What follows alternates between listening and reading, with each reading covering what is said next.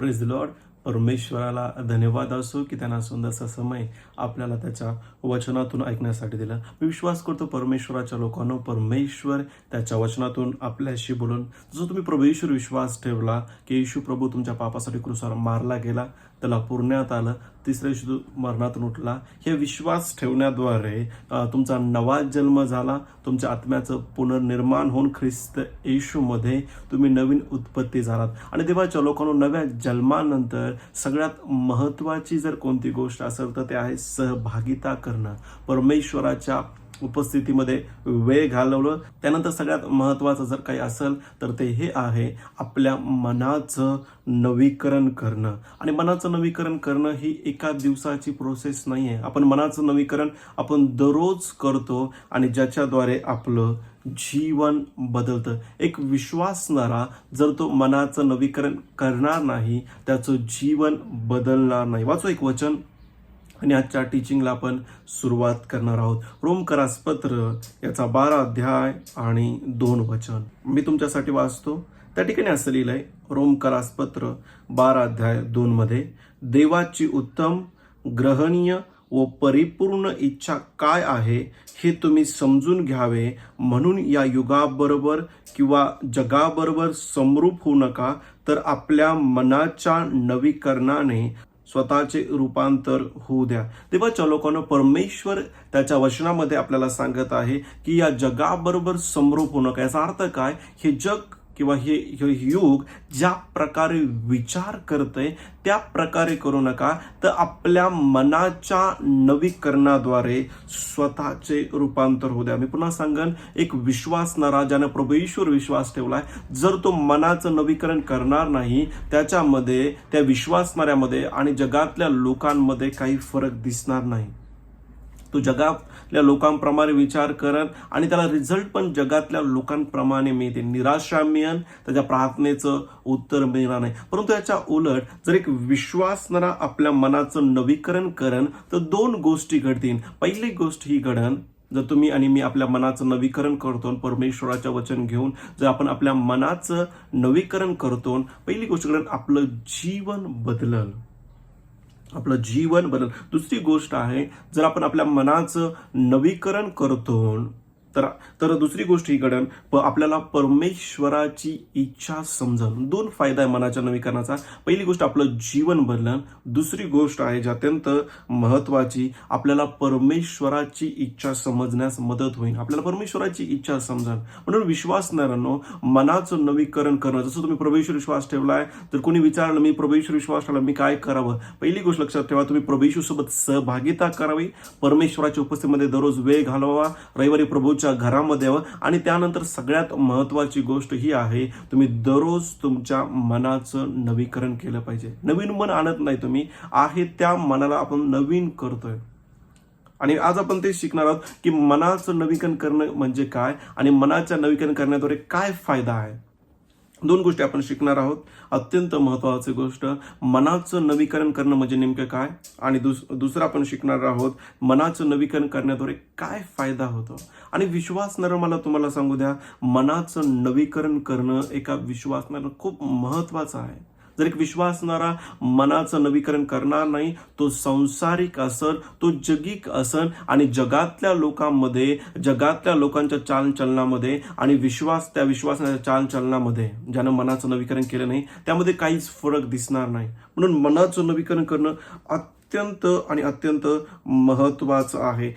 जसं आपण शिकत आहोत मनाचं नवीकरण करणं, मला तुम्हाला सांगू द्या, मनाचं नवीकरण नव्या जन्म झाल्यानंतर अत्यंत महत्वाचं आहे.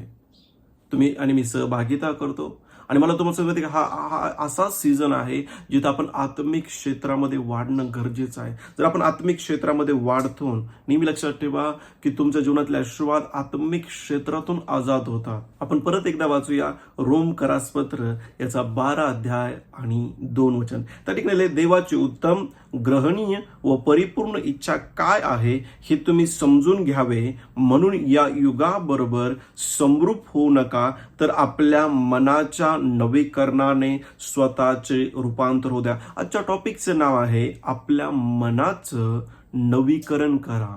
आजच्या टॉपिकचं नाव आहे आपल्या मनाचं नवीकरण करा. आणि एक विश्वासणारा जो तो आपल्या मनाचं नवीकरण करणार नाही, जगातल्या लोकांमध्ये, सांसारिक लोकांमध्ये आणि त्यांच्यामध्ये काही फरक नसेल. पहिला पॉईंट आहे मनाचं नवीकरण करण्याचा अर्थ हा आहे, तुमच्या मनाचं नवीकरण करणं म्हणजे तुमची विचार करण्याची पद्धत बदलवणं. पुन्हा एकदा, मनाचं नवीकरण करणे या शब्दाचा अर्थ आहे, आज आपण शिकतो आपल्या मनाचं नवीकरण करा. त्याचा अर्थ काय? मनाचं नवीकरण करणं याचा अर्थ हा आहे, तुमच्या मनाचं नवीकरण करणं म्हणजे तुमची विचार करण्याची पद्धत बदलवणं. कोणती पद्धत कशाची पद्धत बदलणं? विचार करण्याची पद्धत बदलवणं. देवाच्या लोकांना तुम्हाला माहिती पाहिजे, मनाचं नवीकरण करणं हे विश्वास जीवनामध्ये अत्यंत महत्वाचं आहे. आणि जर तुम्ही मनाचं नवीकरण करता, तुमचं जीवन बदलन, तुम्हाला परमेश्वराची इच्छा समजन. म्हणून मनाचं नवीकरण करणं काय हे पहिल्यांदा आपण समजलं पाहिजे, कारण आपण शिकवत आहोत, जर आपण आपल्या मनाचं नवीकरण करतो, आपलं जीवन बदलन, आपल्याला परमेश्वराची इच्छा समजन. म्हणून पहिल्या पॉईंटमध्ये आपण शिकवत आहोत, आपल्या मनाचं नवीकरण करणं म्हणजे आपली विचार करण्याची पद्धत बदलवणं. मला तुम्हाला सांगू द्या की अत्यंत महत्वाचा याचा अजून एक अर्थ आहे, आपली मानसिकता बदलणं. खूप महत्वाची गोष्ट आहे. आपल्या मनाचं नवीकरण करण्याचा अर्थ माहिती का? आपली विचार करण्याची पद्धत बदलवणं. लक्षात घ्या देवाच्या लोकांनो, आपण जीवन जगत असताना प्रभू येशूवर विश्वास ठेवण्यापूर्वी आपल्याला वेगवेगळे अनुभव आले, आपण वेगवेगळे शिक्षण घेतलं, आपण वेगवेगळे सिनेमा बघितले, आपलं वेगवेगळ्या पद्धतीनं पालन पोषण झाले, आपल्या नात्यामध्ये आपण वेगवेगळा अनुभव घेतला आणि या सगळ्या गोष्टीचा आपल्या मानसिकतेवर खूप नकारात्मक परिणाम झालाय. त्यामुळं तुमची आणि माझी विचार करण्याची पद्धती ही चुकीची बनली, किंवा या मानसिकतेचा, आलेल्या अनुभवाचा आपल्या विचार करण्याच्या पद्धतीवर परिणाम झालाय.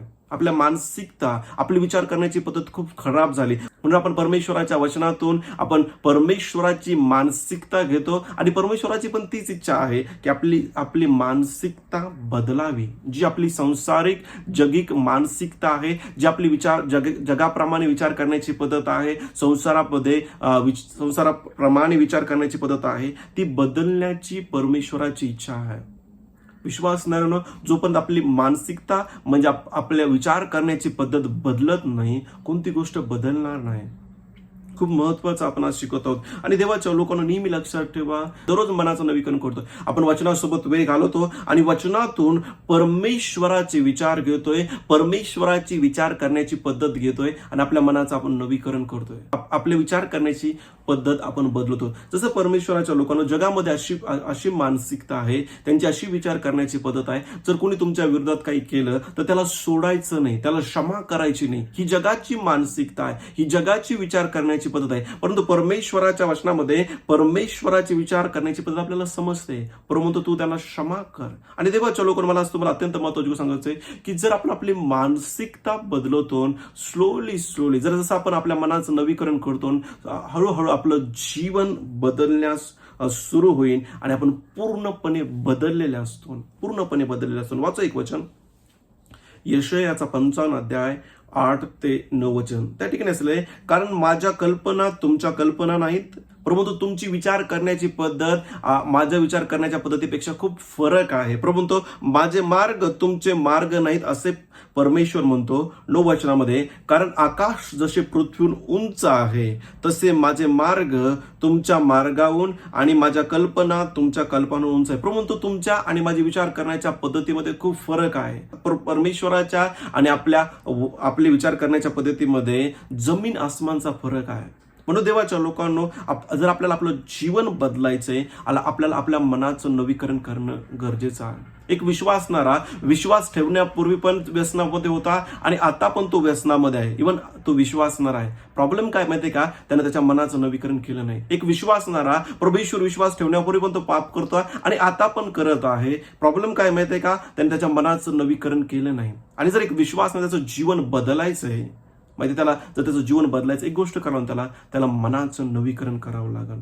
आणि एक विश्वासनं जर निर्णय करण की तो मनाचं नवीकरण करण, त्याचं जीवन बदललेलं असेल. जर तो पापामध्ये होता येशूवर विश्वास ठेवण्यापूर्वी आणि आता पण पापामध्ये आहे, जर त्याला त्या पापातून बाहेर यायचंय आणि जर त्याला त्याचं जीवन बदलायचंय, त्याला परमेश्वराचं वचन घ्यावं लागेल. आणि परमेश्वराचं वचन जे परमेश्वराचे विचार आहे त्या विचाराद्वारे आपली विचार करण्याची पद्धत बदलावी लागेल. जर आपण तसं करतो, आपलं जीवन पूर्णपणे बदललेलं असन. देवाच्या लोकांना मला तुम्हाला सांगायचंय, आणि आपली मानसिकता कशी बदलन, मनाचं नवीकरण कशा प्रकारे आपण करू शकतो माहिती का?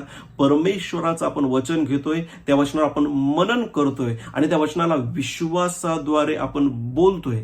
मनाचं नवीकरण कशा प्रकारे करतो माहितीये का? आपण परमेश्वराचं वचन घेतोय, त्याच्यावर आपण मनन करतो, त्याच्यावर आपण विचार करतो आणि मध्ये आपण ते वचन दररोज बोलतो आणि स्लोली काय करतो, जसं आपण परमेश्वराच्या वचनावर मनन करतो, आपण वचन बोलत राहतो, आपलं जीवन पूर्णपणे बदलण्यास सुरू होईल.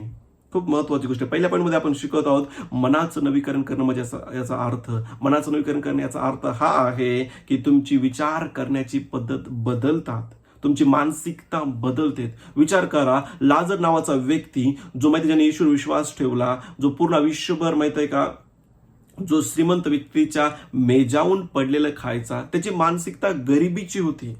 त्याने येशूवर विश्वास ठेवला, तो येशूवर विश्वास ठेवण्याद्वारे स्वर्गामध्ये गेला, परंतु पृथ्वीवरचं त्याच्या जीवनामध्ये काही बदल नव्हता. येशूवर विश्वास ठेवण्यावर तो गरीब होता आणि येशूवर विश्वास ठेवण्यानंतर तो गरीब होता. प्रॉब्लेम काय होता? त्याची मानसिकता बदलली नाही, त्याची विचार करण्याची पद्धत बदलली नाही. जर तो परमेश्वराच्या वचनातून परमेश्वराची विचार करण्याची पद्धत जर घेतली असती तर त्याचं जीवन बदललं असतं, त्याचं जीवन बदल असतं. परंतु त्यानं तसं केलं नाही. पण एक विश्वासणारा जर आपल्या मनाचं नवीकरण करण, जो तो आपली मानसिकता बदलून, जो तो आपली विचार करण्याची पद्धत बदलून त्याचं जीवन बदललेलं असेल. नेहमी लक्षात ठेवा, विश्वासणारा मनाचं नवीकरण आपण दररोज करतोय माहिती. म्हणून मी तुम्हाला अनेक वेळा सांगतोय की वचनासोबत वेळ घालवा, वचन वाचा, वचन ऐका, वचनासोबत वेळ घालवा, वचनावर मनन करा आणि त्याच्याद्वारे तुमची मानसिकता आणि तुमची विचार करण्याची पद्धत बदलून, जोपर्यंत तुमची आणि माझी मानसिकता वचनाची मानसिकता होत नाही, आपलं जीवन बदलणार नाही.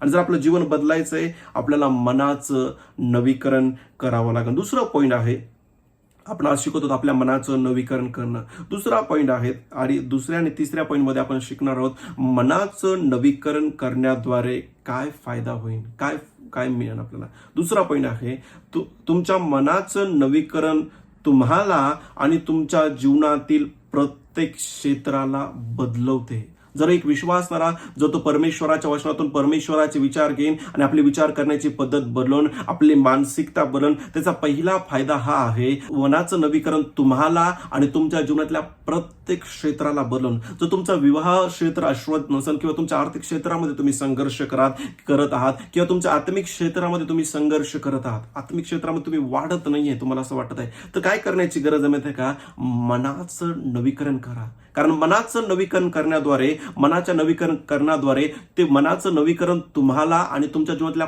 प्रत्येक क्षेत्राला बदलवतंय.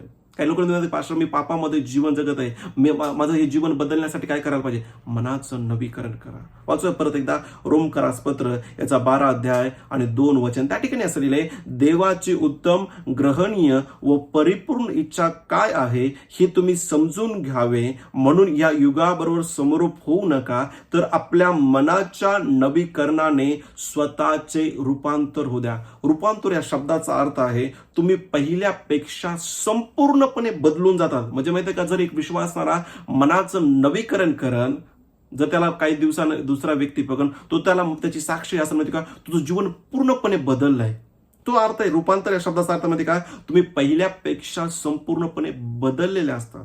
हिंदीमध्ये खूप छान लिहिले माहिती, रोमकरास पत्र 12 अध्याय 2 वचनामध्ये त्या ठिकाणी असले, और इस संसार के सदृश न बनो, परंतु तुम्हारे मन के नए हो जाने से, म्हणजे मनाच्या नवीकरणाद्वारे, मन के नए हो जाने से तुम्हारा चाल चलन भी बदलता जाए. मनाच्या नवीकरणाचा फायदा काय माहिती का? मनाचं नवीकरण करण्याद्वारे, आपली विचार करण्याची पद्धत बदलण्याद्वारे, आपली मानसिकता बदलण्याद्वारे काय करणार माहिती का? ती मनाचे नवीकरण आपल्याला आणि आपल्या जीवनातल्या प्रत्येक क्षेत्राला बदलवल.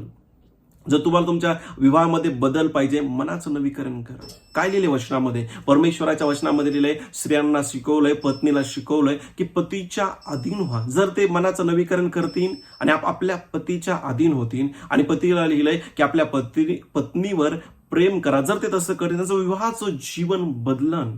मला तुम्हाला सांगतो, देवाच्या लोकांनो, मनाच्या नवीकरणाचा पहिला फायदा आहे, मनाचं नवीकरण आपल्याला आणि आपल्या जीवनातल्या प्रत्येक क्षेत्राला बदलवतं. जे आपण रोमकरास पत्र 12:2 वाचलं की देवाची उत्तम, ग्रहणीय व परिपूर्ण इच्छा काय आहे हे तुम्ही समजून घ्यावे, म्हणून ह्या युगाबरोबर समरूप होऊ नका, तर आपल्या मनाच्या नवीकरणाद्वारे स्वतःचे रूपांतर होऊ द्या. रूपांतर या शब्दाचा अर्थ आहे माहितीये का, तुम्ही पहिल्यापेक्षा संपूर्णपणे बदलले जातात, पूर्णपणे बदलतात.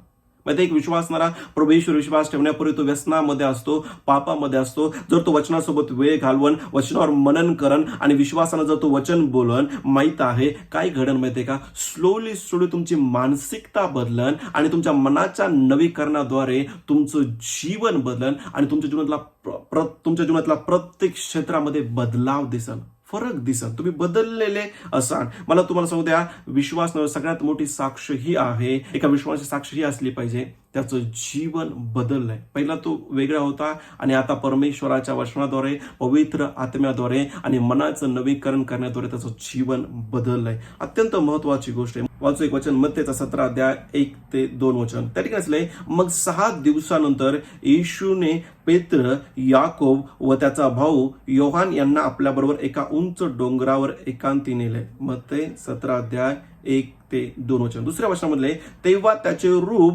त्यांच्या देखत पालटले, त्याचे मुख सूर्यासारखे तेजस्वी झाले आणि त्याची वस्त्रे प्रकाशासारखी शुभ्र झाली. 2 वचनामध्ये असले, तेव्हा त्याचे रूप त्यांच्या देखत पलटले, म्हणजे त्याचे रूपांतर झालं. देवाच्या लोकांनो, एक विश्वासणारा जर तो आपले परमेश्वराच्या वचनासोबत वेळ घालवून, जर तो आपली मानसिकता बदलून, आपले विचार करण्याची पद्धत बदलून, मनाचं नवीकरण पहिल्यांदा त्याला बदलन आणि त्या जीवनातल्या प्रत्येक क्षेत्राला बदलून, त्याचा विवाह बदलल, त्याचं आर्थिक क्षेत्र बदलल, त्याचं आत्मिक क्षेत्र बदलल. दुसरा फायदा हा आहे, आपण जर आपल्या मनाचं नवीकरण करतो, मनाचं नवीकरण करणं म्हणजे आपले विचार करण्याची पद्धत बदलणं आणि आपण परमेश्वराच्या वचनावर मनन करतोय, आपण वचन बोलतोय, वचनासोबत वेळ घालवतोय आणि आपण वचनातून परमेश्वराची विचार करण्याची पद्धत घेतोय आणि त्या परमेश्वराच्या विचार करण्याच्या पद्धतीला आपली विचार करण्याची पद्धत बनवतो. त्यानंतर मनाचं नवीकरण करणं. तिसरा पॉईंट आहे, तुमच्या मनाचे नवीकरण करण्याद्वारे तुम्हाला परमेश्वराची इच्छा समजण्यास मदत होते. देवाच्या लोकांना मला तुम्हाला सांगू द्या, तुमचं आणि माझं यशस्वी होणं ही परमेश्वराच्या इच्छेमध्ये ज्यावेळेस आपण चालतो त्यावर अवलंबून आहे. तसं माहिती, परमेश्वराची इच्छा ही आहे, एका विश्वासणाऱ्यासोबत विवाह करा. ही परमेश्वराची सामान्य इच्छा आहे, परंतु या जगामध्ये अनेक विश्वासणारे, मग तुम्ही कोणासोबत विवाह करता, त्यासाठी माहिती तुम्हाला विशिष्ट इच्छा माहिती पाहिजे. सामान्य इच्छा काय माहिती का, विश्वासणाऱ्यासोबत विवाह करावा. विशिष्ट इच्छा काय माहिती का, पवित्र आत्म्याद्वारे तुम्हाला समजतं की परमेश्वर तुम्हाला हा व्यक्ती तुमच्या विवाहासाठी नियुक्त केलाय आणि तुम्ही माहिती ज्यावेळेस तो विवाह करतात त्यावेळेस तुमचा विवाह शाश्वत होतोय, तुमचा विवाह महिमेनं भरला असतोय. लक्षात घ्या देवाच्या लोकांनो, मनाचं नवीकरण करण्याद्वारे पहिला फायदा आहे, मनाचं नवीकरण तुम्हाला आणि तुमच्या जीवनातल्या प्रत्येक क्षेत्राला बदलवतं. दुसरी गोष्ट, मनाचं नवीकरण करण्याद्वारे तुम्हाला परमेश्वराची इच्छा समजण्यास मदत होते. एक विश्वासणारा जर तो मनाचं नवीकरण करणार नाही, त्याला परमेश्वराची इच्छा कधीच समजणार नाही. परंतु एक विश्वासणारा परमेश्वराच्या वचनासोबत वेळ घालवतोय, परमेश्वराच्या वचनातून परमेश्वराचे विचार करण्याची पद्धत घेतोय आणि आपल्या मनाचं नवीकरण करतोय, आपली मानसिकता बदलवतोय, आपले विचार करण्याची पद्धत बदलवतोय. त्याचा फायदा काय माहितीये का, एक फायदा हा आहे, तुम्हाला परमेश्वराची इच्छा समजण्यास मदत होते.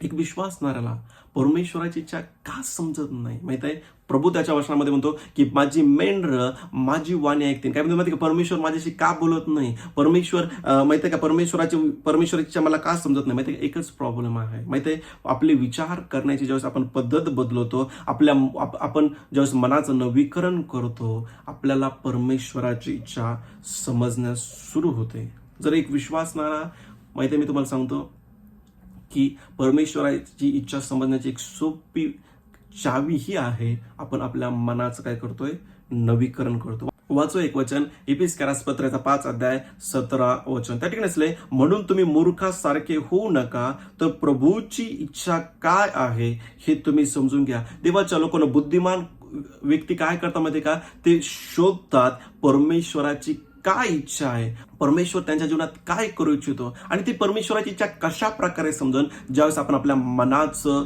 नवीकरण करतो. देवाच्या लोकांना मी आज थांबण्यापूर्वी मी तुम्हाला सांगेन, अत्यंत महत्वाची गोष्ट, परमेश्वराच्या वचनातून परमेश्वराचे विचार घ्या आणि ती परमेश्वराचे विचार जे आहे ते तुमचे विचार बनवा आणि आपले विचार करण्याची पद्धत बोलवा. प्रभूच्या वचनामध्ये काय लिहिलंय? एखाद्या परिस्थितीवर तुम्ही तुमचा एक काही विचार आहे, जसं मी सांगितलं सुरुवातीला की एखाद्या व्यक्ती तुमच्या विरोधात वागला आणि माहिती तुमचा विचार असा आहे माहिती का, तुम्हाला त्याला क्षमा करायची नाही, परंतु माहिती आहे का तुम्ही वचनामध्ये जातात आणि वचनामध्ये परमेश्वराची विचार करण्याची पद्धत शोधतात. जो प्रभू येशू ख्रिस्त क्रूसवर असताना तो म्हटला माहिती का, हे बापा यांना काय कर, क्षमा कर. आणि माहिती आहे तुम्ही तुमच्या मनाचं नवीकरण करता. तुम्ही म्हणतात माहिती का, प्रभू माझा विचार हा होता की मी क्षमा करणार नाही, पण प्रभू तुझ्या वचनामध्ये की क्षमा करा.